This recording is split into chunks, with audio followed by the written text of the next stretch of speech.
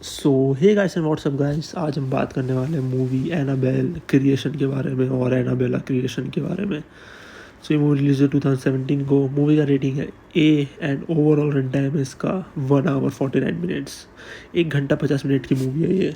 सो इसमें हम इसका ओवरऑल स्टोरी देखते हैं, एनाबेल का क्रिएशन कैसे हुआ था, इसकी ओवरऑल उसके बारे में पूरी स्टोरी है।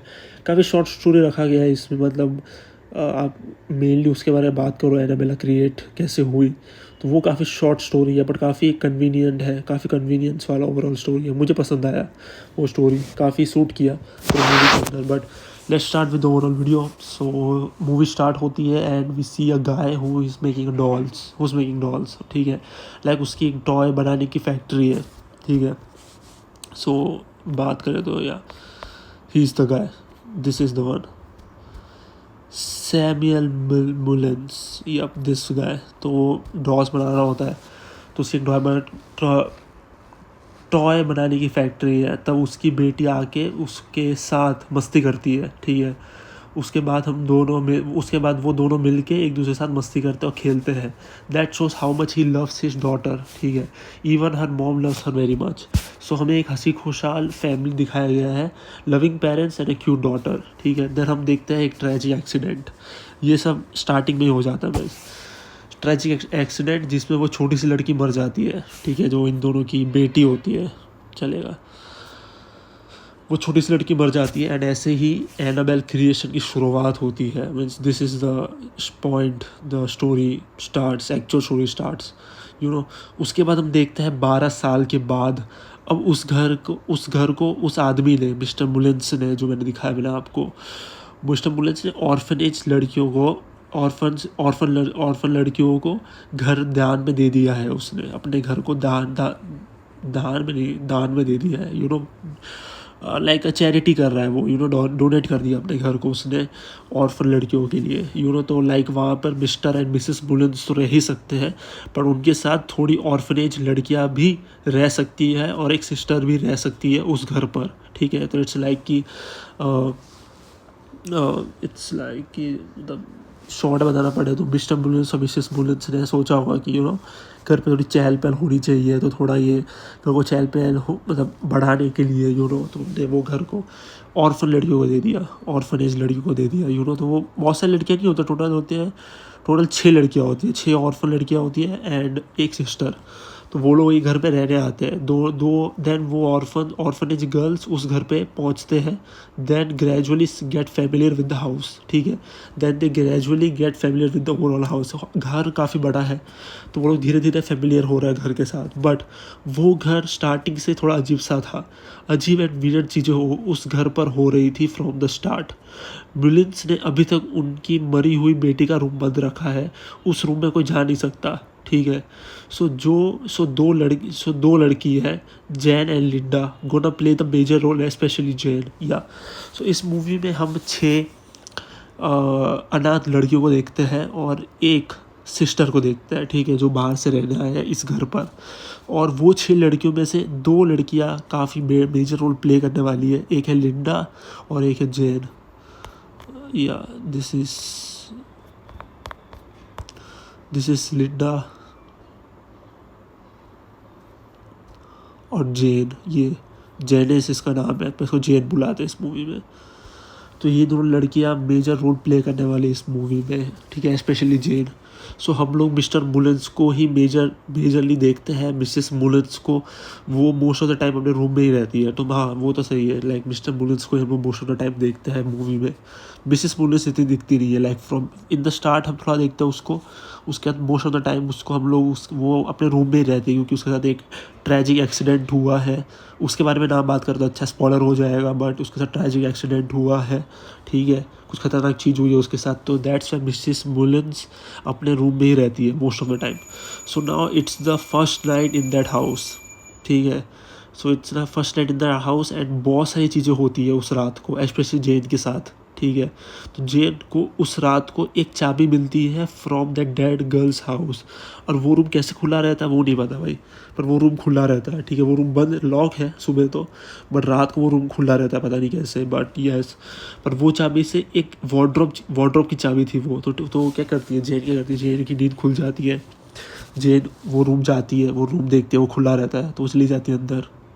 सच stupid move by the way, but चली जाती है भाई, ठीक है। अंदर जाती है, वो सब देख रही होती है, तो उसको एक मिनिएचर हाउस दिखता है, ठीक है। और वो मिनिएचर हाउस के अंदर उसको एक चाबी मिलती है, और वो चाबी एक वार्डरोब की चाबी होती है, ठीक है। और वार्डरोब सामने ही होता है, तो ठीक है, वार्डरोब होता है, तो सोचती है यू नो व्हाट, खोल के देखते हैं क्या होगा, यू नो। ये मतलब बेसिक जो सर्वाइवल इंस्टिंक्ट तो होते नहीं है मूवीज़ में, बट या सोचा उसने कि क्या ही हो जाएगा, खोल देते हैं।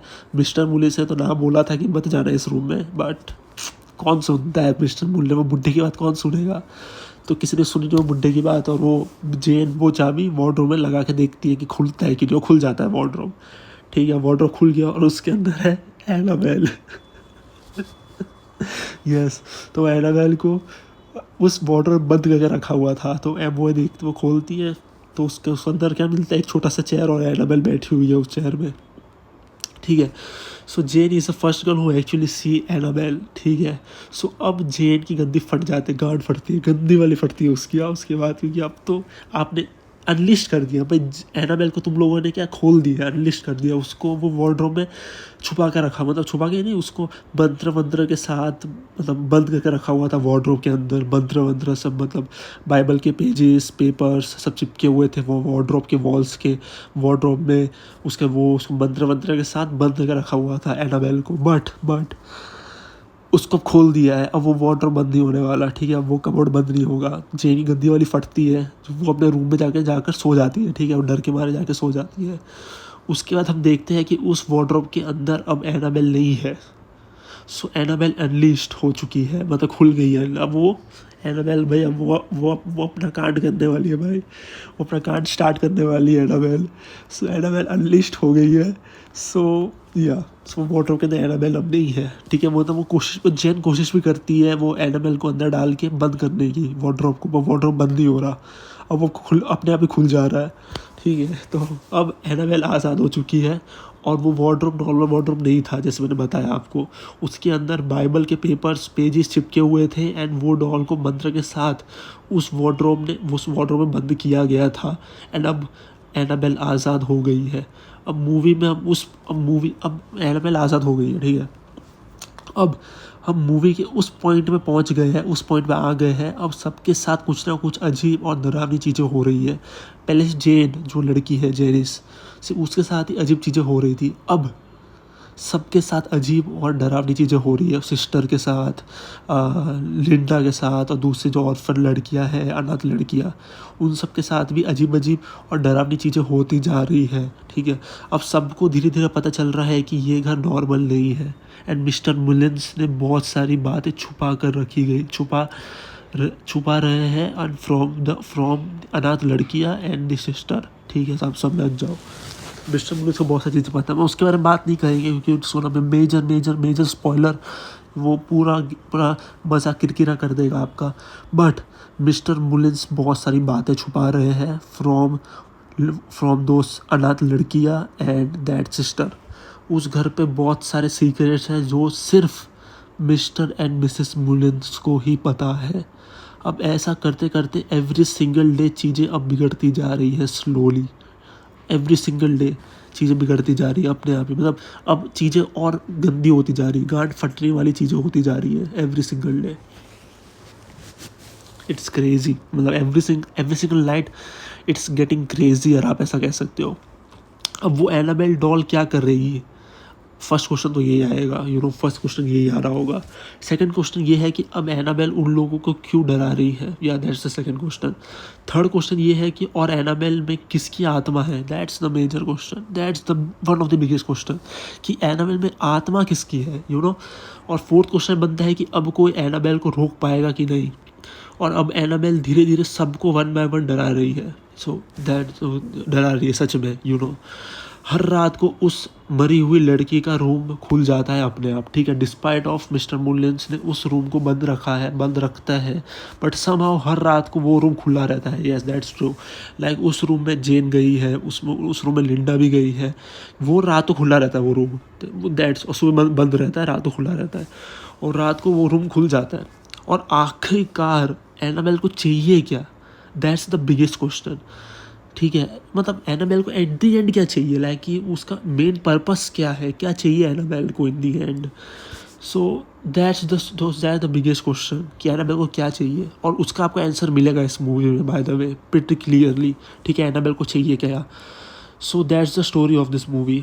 अब हम मूवी के दूसरी चीज़ों के बारे में बात करेंगे। Cinematography of this movie is good and stable, अच्छी है। Some characters are good but some characters are annoying as fuck, not gonna lie. ठीक है, ये मतलब भूत वाली मूवी में, जो हॉरर मूवीज़ होते हैं उसमें ऐसा ही होता है, थोड़े कैरेक्टर्स ठीक ठाक होते हैं बट थोड़े अलग, दूसरे कैरेक्टर्स बहुत अनोइंग होते हैं। तो इसमें भी ये प्रॉब्लम है। Some characters are good, actually good, but some characters are annoying as fuck. आपकी मतलब दिमाग में घुस जाएंगे, इतना अनोइंग है, गांड मतलब नहीं यार, मतलब इरिटेट होगा आपको। Overall movie is fast paced that fits with the story line. Movie fast paced है और वो काफ़ी फिट बैठती है विद द स्टोरी लाइन। ठीक है, jump scares are pretty good in this movie, that's true. Jump scares are pretty good in this movie. Most of the jump scares are unpredictable which is a good thing. Yeah हाँ, that's true.